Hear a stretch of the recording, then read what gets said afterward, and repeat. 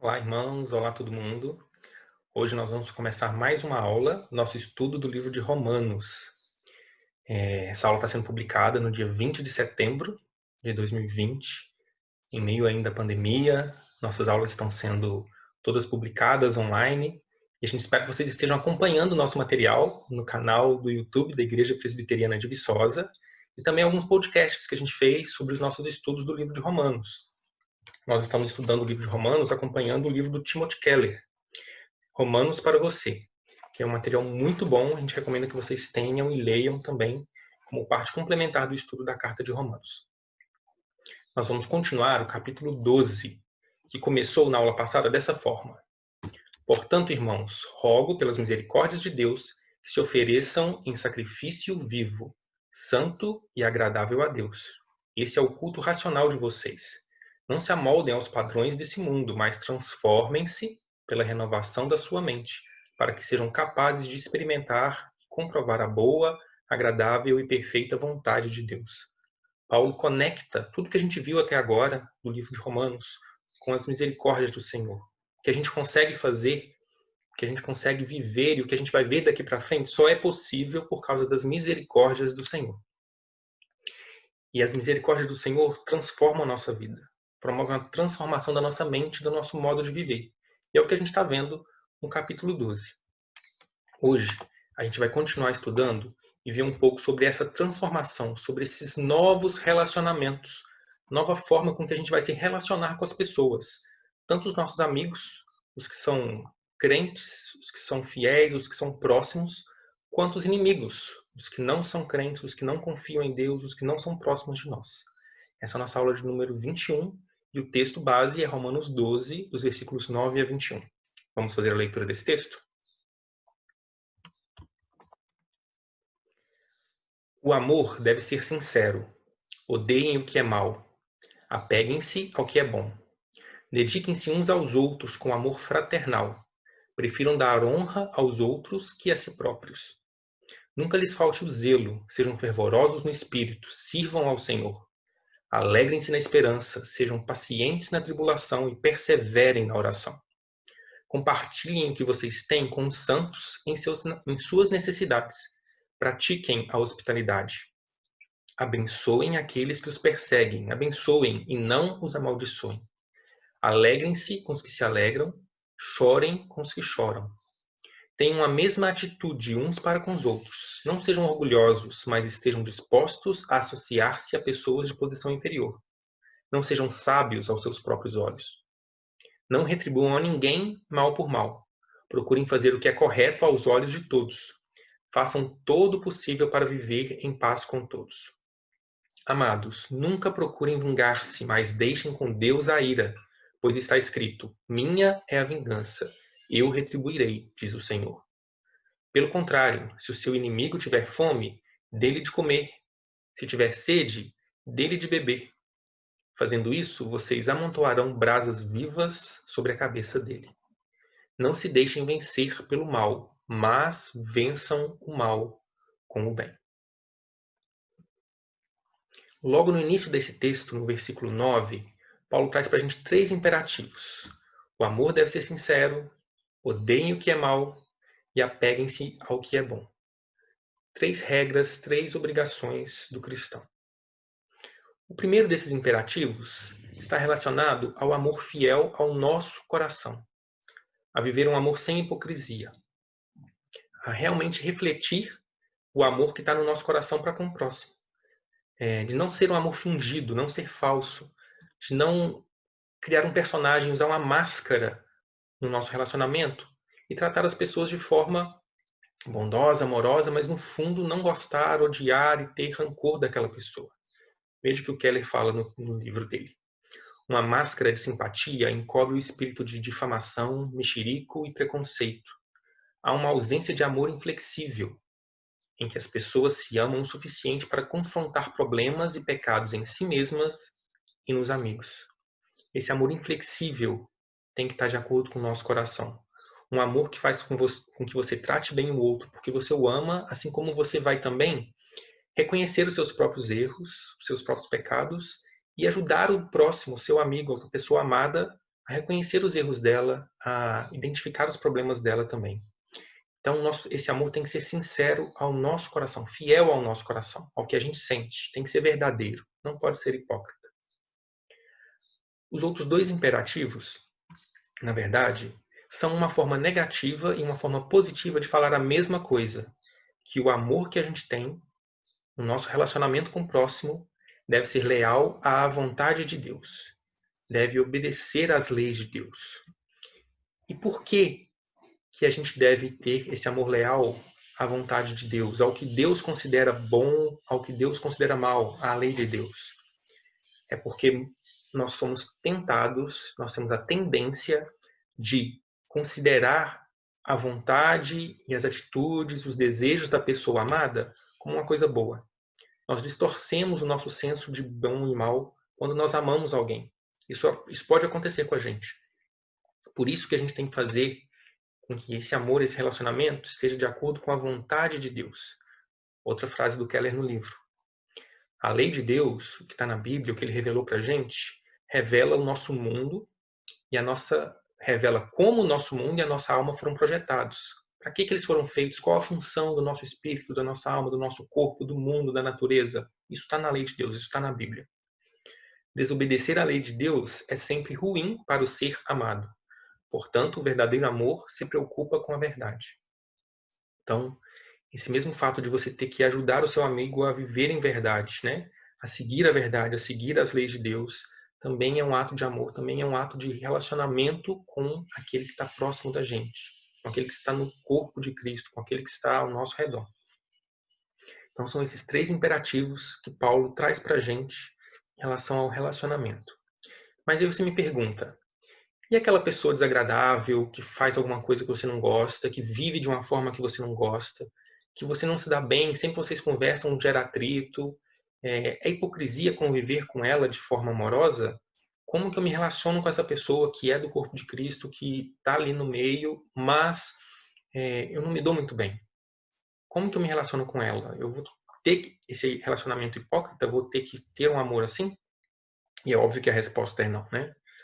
A resposta para isso, a forma com que a gente deve se relacionar com essa pessoa é praticando o amor. Quando a gente pratica o amor e se arrepende de quem a gente é. Quando você olha para quem você é, que a gente tem visto em toda a carta de Romanos, pecador, miserável, pior do que todos os pecadores, quando você se reconhece assim e lembra que o sacrifício de Cristo na cruz aconteceu, o amor de Deus foi revelado, foi manifestado na cruz quando você era assim. Você não merecia o amor, você era desprezado, desagradável, Deus não gostava disso. Mesmo assim, ele praticou o amor na cruz, mandou que o filho dele fizesse esse sacrifício por você. E você, então, ao lembrar disso, vai se arrepender de quem você é, do seu pecado, da sua falha, e pratica o amor com o próximo, mesmo que seja de forma desagradável. Mesmo que ele, né, seja um pouco desagradável, mesmo que ele tenha algum aspecto que você não gosta, você vai lembrar que você é pecador e ruim como ele. Que o seu relacionamento com Deus antes de ele se sacrificar na cruz era igual, na verdade era muito pior do que esse desconforto que você tem com a pessoa.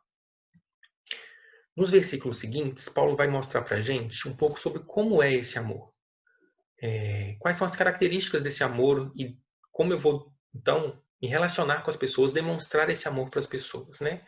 Sabendo essas características, eu consigo reproduzir isso e buscar isso nos meus relacionamentos. O versículo 10 começa dizendo: dediquem-se uns aos outros em amor com amor fraternal. Paulo está trazendo aqui o termo fraternal, o termo de normalmente não é um termo relacionado aos membros da família, com vínculo de sangue, né? Pais, filhos, tios, primos, pessoas que você tem um compromisso, um comprometimento, uma dedicação e amor tão grande que é diferente às vezes do que a gente trata o próximo. Mas Paulo está falando, esse relacionamento, esse amor comprometido que você tem com seus familiares é o mesmo que você tem que ter com os irmãos em Cristo. Ao ponto de que se um deles se afastar ou tiver um relacionamento, tiver uma atitude diferente do modo de vida correto, se afastar de Deus ou fazer coisas odiosas, né? Você vai falar como um pai fala, né? Ele é meu filho, mesmo assim eu ainda amo, né? Então, é minha mãe, eu amo assim mesmo, não tem nada que ela faça que vai diminuir o meu amor. E é esse tipo de comprometimento que a gente tem que ter com os irmãos em Cristo. Ele continua falando que a gente tem que dar honra aos outros mais do que a nós mesmos. Ele está falando sobre tratar o outro, ou dar ao outro o valor que ele tem. Tratar a pessoa como a pessoa preciosa que ela é. Lembremos que nós somos criados todos à imagem de Deus, e essa imagem de Deus se reflete na nossa personalidade, na nossa criatividade, na nossa espiritualidade. Como um todo, nós somos a imagem de Deus. Nós somos preciosos, e isso tem que ser valorizado. A pessoa não pode ser menosprezada ou desvalorizada por quem ela é. A gente tem que considerar o outro em primeiro lugar. A gente tem que considerar que o outro tem valor, tanto quanto a gente. Mais uma frase do livro que eu retirei para vocês.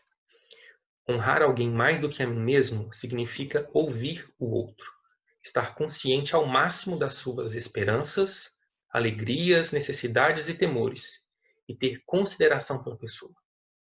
Então, se você exerce esse tipo de relacionamento, né? Se você pratica isso, de ouvir o que a pessoa tem a dizer, ouvir suas esperanças, suas alegrias, suas necessidades, levar isso em consideração no relacionamento, na forma como você trata ela, isso é dar honra à pessoa. E Paulo continua falando sobre esse mesmo assunto no versículo 16. Não sejam orgulhosos, mas estejam dispostos a associar-se com pessoas de posição inferior. O que ele está querendo dizer é, não pense em você mesmo, não seja egocêntrico, a ponto de se esquecer do próximo. Tenha um amor focado na necessidade do próximo, não na sua própria necessidade, né? Seja disposto a se relacionar com as pessoas, independente da situação delas, né? Tenha a mesma atitude para com todos eles. Não sejam sábios aos seus próprios olhos, achando que você é detentor da verdade, do que é correto, e a pessoa não. Pense no próximo, se relacione com ele de forma a dar honra a ele, mais do que a si mesmo. Paulo ainda fala para a gente no versículo 11 e 12. Nunca lhes falte o zelo, sejam fervorosos no espírito, sirvam ao Senhor. Alegrem-se na esperança, sejam pacientes na tribulação, perseverem na oração.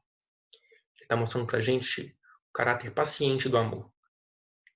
O amor paciente que a gente deve exercer para com o próximo.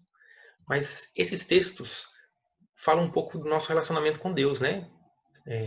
Alegrem-se na esperança, sirvam ao Senhor, perseverem na oração, tratam de termos o nosso relacionamento com Deus. Mas percebam que isso está incluído num contexto de relacionamento com o próximo. Paulo pode estar tanto falando que, agindo dessa forma, você vai ser um exemplo para o próximo, você vai estar ajudando o próximo a ver como é ser reflexo de Cristo, como ser igual a Cristo, como você pode estar usando todos os recursos espirituais que você tem para não desistir do irmão em Cristo. Quando estiver passando por um momento de tribulação, de dificuldade, de desgaste no relacionamento ou na convivência, você vai ter alegria na esperança do que há por vir, perseverar em oração juntos para que esses problemas sejam resolvidos.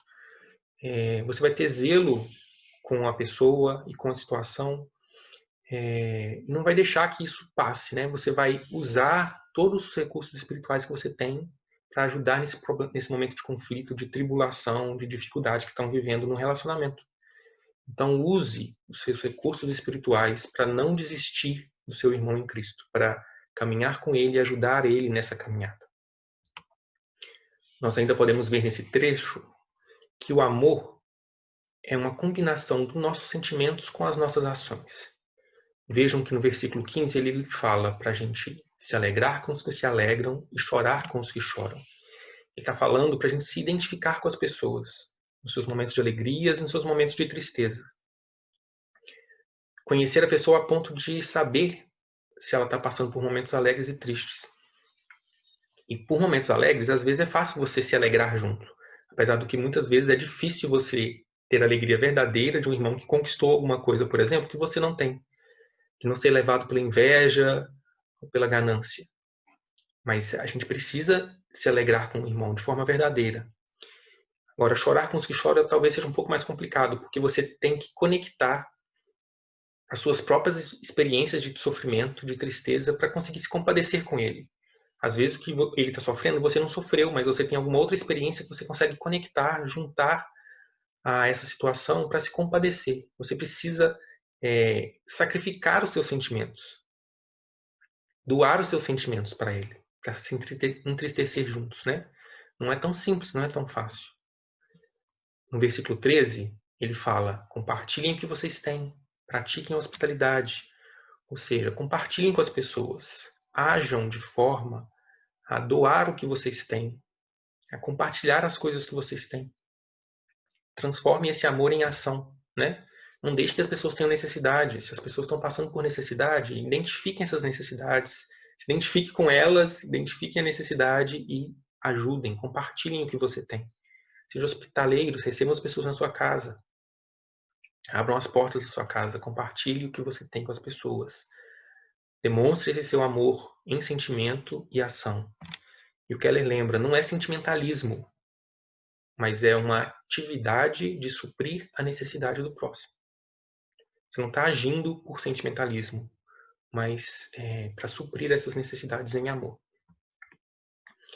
Nessa parte do texto, até agora a gente viu que esse amor que nos leva a nos relacionar com as pessoas que estão próximas da gente, que são da mesma fé, é um amor que significa dar a outra pessoa tanto a verdade, que muitas vezes ela não quer, mostrar para ela que ela está em erro, que ela está em pecado, ou a verdade que ela precisa seguir, uma mudança que ela precisa seguir, tanto quanto ajudar ela na sua necessidade. Então é um amor de doar, doar a verdade, doar o que você tem.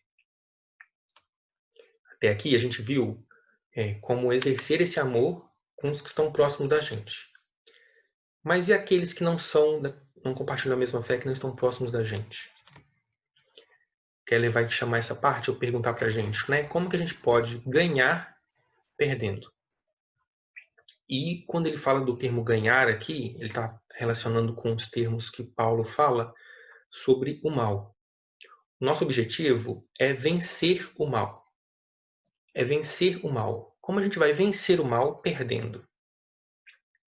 A chave para entender o que Paulo está dizendo está no início e no final desse trecho, do versículos 17 a 21.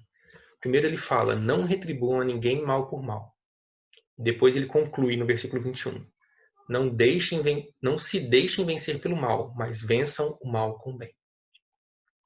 O problema é que, muitas vezes, a gente tenta se vingar, tenta tomar nossas próprias atitudes e para refazer, revidar ou me igualar àquela pessoa que me fez um mal, eu acabo fazendo mal também a ela. Retribuindo o mal. Eu, muitas vezes, confundo o mal com o malfeitor, com a pessoa que está praticando o mal.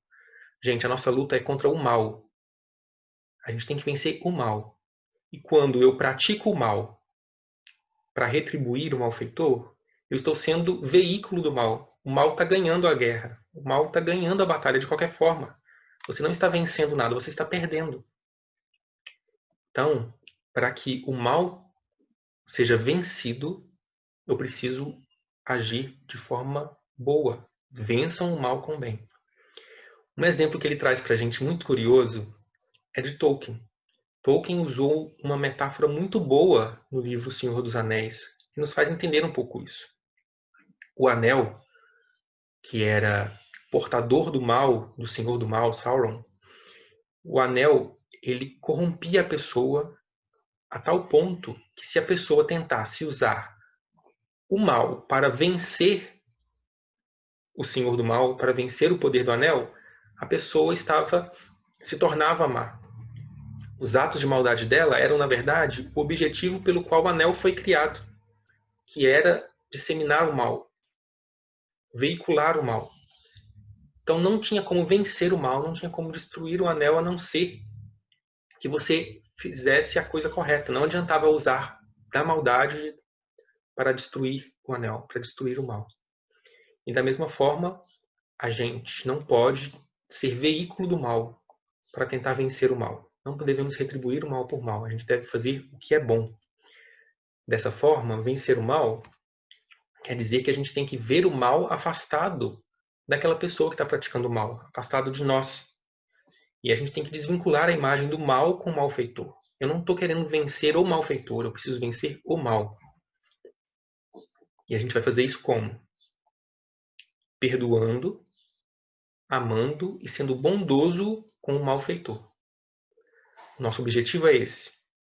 É essa forma que a gente deve se relacionar com as pessoas que são os nossos inimigos. A gente deve perdoar os seus atos de maldade, amar a pessoa e ser bondosa com ela. Quando a gente age dessa forma, duas coisas acontecem. A primeira é que a disseminação do mal é controlada em relação a nós. Nós não vamos ser veículos do mal. Nós não vamos disseminar o mal. Nós vamos manter o mal um pouco mais afastados da gente. E a outra coisa que acontece é que a disseminação do mal pode ser controlada no malfeitor. Quando eu ajo de forma boa com ele, eu posso fazer com que que o mal que existe nele, que ele está carregando, seja amenizado. Veja que o versículo 20 fala, né, que fazendo isso, você amontoará brasas vivas sobre a cabeça dele. Essas brasas vivas significam isso, que a gente vai colocar bênçãos na vida da pessoa. A gente vai abençoar essa pessoa, a gente vai ser bondosa com ela, amorosa com ela. E isso pode fazer com que ela tenha uma mudança de vida. Não é certo que isso vai acontecer, mas isso pode acontecer. É uma das coisas que pode acontecer se você agir de forma boa com a pessoa. Uma das formas que a gente pode vencer o mal, fazer com que o mal seja amenizado e afastado da vida dela. Como fazer isso na prática? Keller traz para a gente algumas dicas baseadas no texto. Veja, a primeira coisa é não evitar a pessoa que está sendo hostil com a gente. O versículo 18 fala: façam todo o possível para viver em paz com todos. Se depender de mim, eu vou me aproximar da pessoa, eu vou conviver com ela, eu vou tratá-la bem, eu vou ser amorosa com ela, mas eu não vou evitar ela, não vou passar longe para que eu não tenha problema com ela. Muitas vezes o passar longe para evitar o problema é tratar ela mal, é fazer mal a ela. Você não está agindo de forma boa com ela se você evita ela. Você está agindo no seu coração de forma má. Não está afastando o mal de você. Então, nosso objetivo não é afastar da pessoa, evitar essa pessoa, mas é conviver com ela. Então, não se afaste das pessoas hostis, mas se aproximem dela, convivam com ela. Depois, usem palavras e atitudes que demonstrem esse amor. No versículo 20, ele traz essa citação: se o seu inimigo tiver fome, dele de comer. Se tiver sede, dele de beber. Você vai ajudar ele nas necessidades dele também. Esse amor também vai ser transformado em ação para o seu inimigo. Você vai tratar ele de forma boa. Vai demonstrar um amor verdadeiro para ele. Né? Você não vai revidar isso. Mas você vai ter para com ele palavras boas e atitudes boas. E perdoar. E não buscar a compensação pelo que ele te causou. No versículo 19, fala, né? Não procurem vingar-se. Não cabe a nós buscar vingança ou recompensa pelo que aconteceu de mal. Perdoe a pessoa pelo que aconteceu. Perdoar não é esquecer, mas é não colocar aquilo como critério do seu relacionamento, né? Mas eu não posso porque ela faz isso comigo, ela fez isso comigo, ou usar isso como critério para as suas atitudes em relação a ela. Perdoe, deixe isso no passado e não busque ser recompensado pelas coisas ruins que aconteceram a você por causa dessa pessoa. Conviva com ela, demonstre com palavras e com atitudes o amor de Deus e perdoe o que ela fez com você. Mas é complicado viver assim, né? Se você foi prejudicado com alguém que hostilizou, se você foi prejudicado, como que você vai proceder? Você pode vingar e retribuir, que é o que a gente acabou de ver que não deve acontecer. Ou você pode viver em amor e ser uma bênção na vida dessa pessoa, mesmo que ela não mereça. Você pode ser uma bênção na vida dessa pessoa. Mas não é fácil viver assim, né? Nem com as pessoas que são próximas, muito menos com as que são nossos inimigos. Como que eu posso realmente viver assim em relação a essas pessoas? Viver em amor e demonstrar para elas uma bênção imerecida, né? Ter um relacionamento amoroso com elas. Só através do Evangelho. A notícia do Evangelho, o que o Evangelho faz nas nossas vidas, o que a gente tem visto que Cristo fez, descrito por Paulo em toda a carta de Romanos até aqui, é o que possibilita que a gente consiga demonstrar esse amor e ser bênção na vida dessas pessoas. De que forma que o Evangelho faz isso? O Evangelho nos mostra que Deus foi paciente conosco. Ele teve esse amor paciente para conosco. Mesmo quando a gente não era merecedor, a gente não era bom, a gente era reprovado por Ele, a gente era hostil com Ele e Ele nos amou. E Ele ainda é, porque Ele nos perdoa a cada dia. Nós ainda somos falhos e Ele nos perdoa das nossas faltas.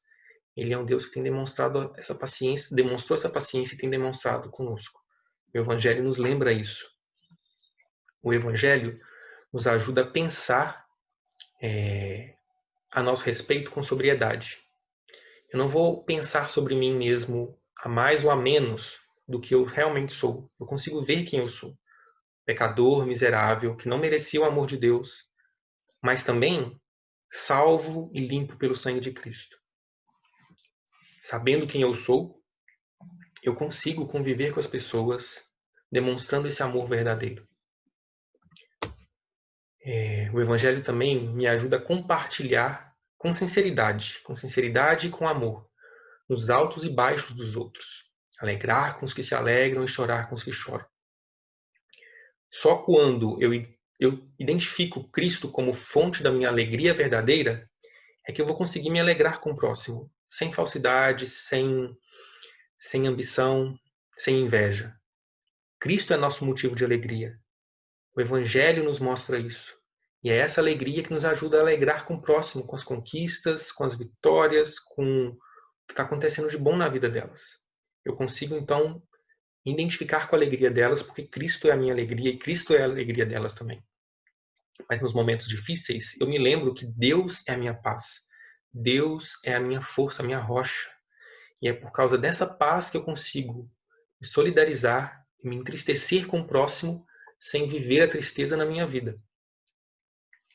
De sofrer com ela no momento que ela está sofrendo, mas lembrando que Deus é a minha paz, Cristo é a nossa rocha. E esse texto também nos lembra, o Evangelho nos lembra, que existe um juiz confiável para ajustar as coisas. Não preciso buscar a vingança com minhas próprias mãos, porque eu estou sendo lesionado ou porque alguém está sendo hostil comigo. Deixe a ira para Deus. Mas isso não quer dizer que Deus está deixando o pecado de lado. Ele é justo, ele é contra o pecado e ele venceu o pecado. Ele luta contra o pecado e o pecado vai receber o que merece. O mal vai receber o que ele merece, o castigo que ele merece. Não cabe a nós fazer justiça com nossas próprias mãos. O Evangelho nos mostra isso.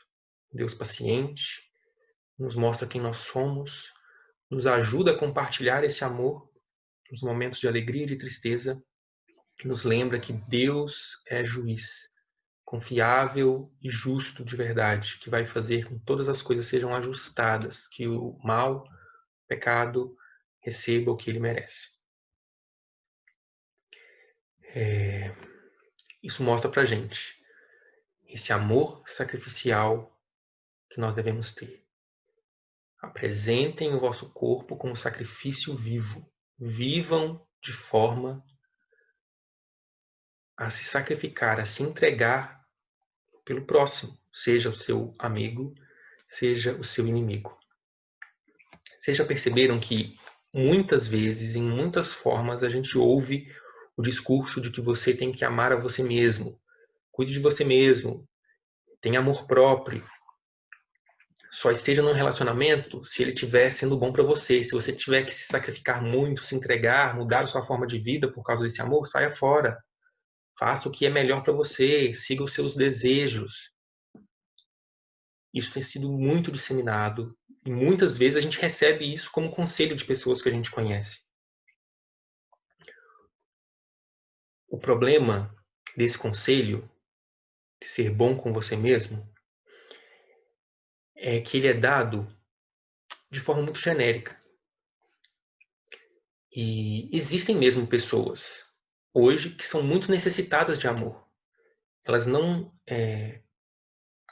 conhecem o amor de Deus, não se sentem amadas por Deus e elas só têm necessidade de amor.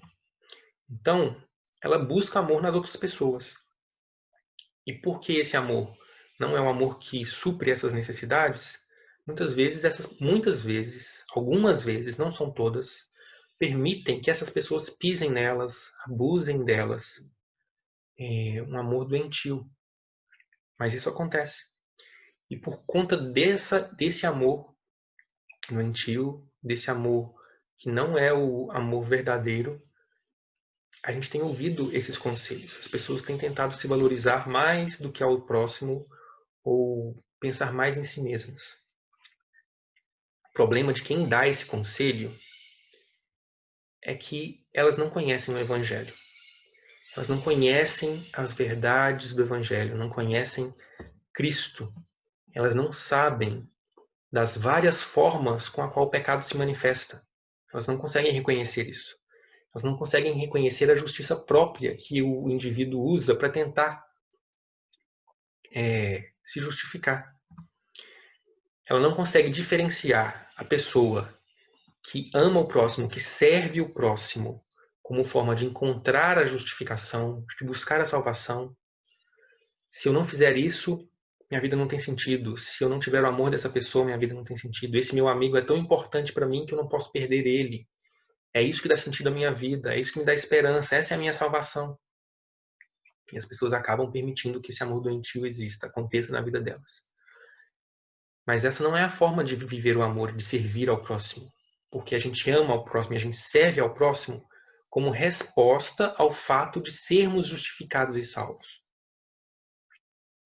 A gente não busca a justificação. A gente serve porque a gente já foi justificado, porque a gente já foi salvo.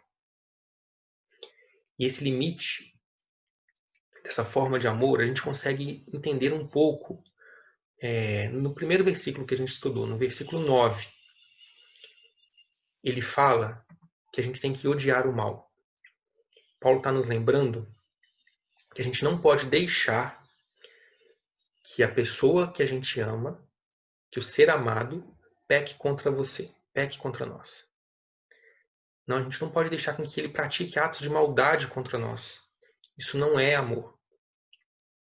Se a pessoa está praticando mal, se a pessoa está praticando pecado, a gente tem que odiar isso. A gente não pode aceitar que isso aconteça. Aceitar que esse amor que abusa, que escraviza, que humilha, aconteça. Isso é maldade, isso é pecado, e a gente deve odiar o pecado. Ao mesmo tempo que ele fala que a gente tem que buscar o que é bom. A gente não pode pecar contra nós mesmos. Você não pode pecar contra você mesmo. Não ser cuidadoso com o seu corpo, com o seu físico, com o seu espírito, com os seus sentimentos. Você tem que cuidar disso. Você não pode deixar que o mal tome conta de você e atinja você de forma a prejudicar seu físico, seu espírito, seus sentimentos. O amor de Deus, o amor verdadeiro, o amor sacrificial de Cristo é o nosso modelo de amor sacrificial.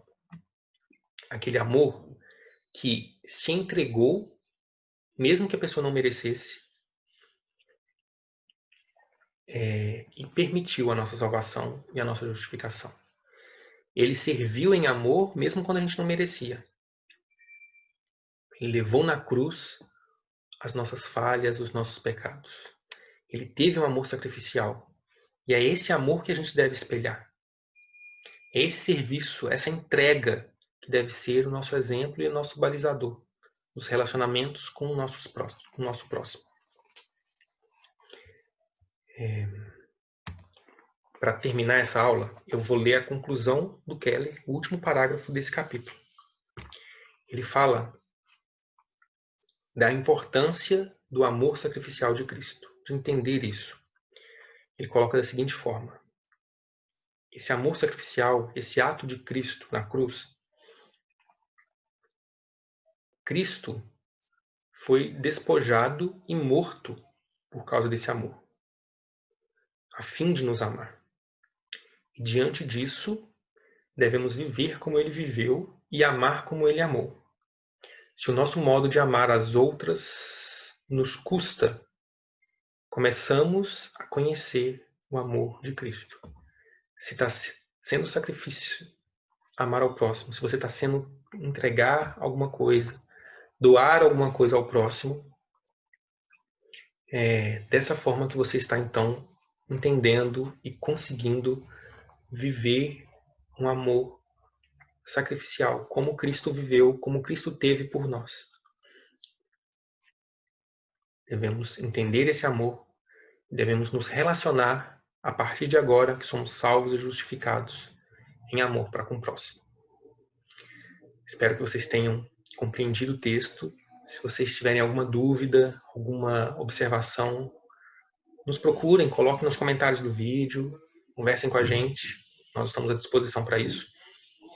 Que todos tenham um entendimento do relacionamento com o próximo a partir desse texto, a partir da palavra de Deus. Que Deus nos ajude, que o Espírito Santo nos ajude na compreensão e na vivência desse amor.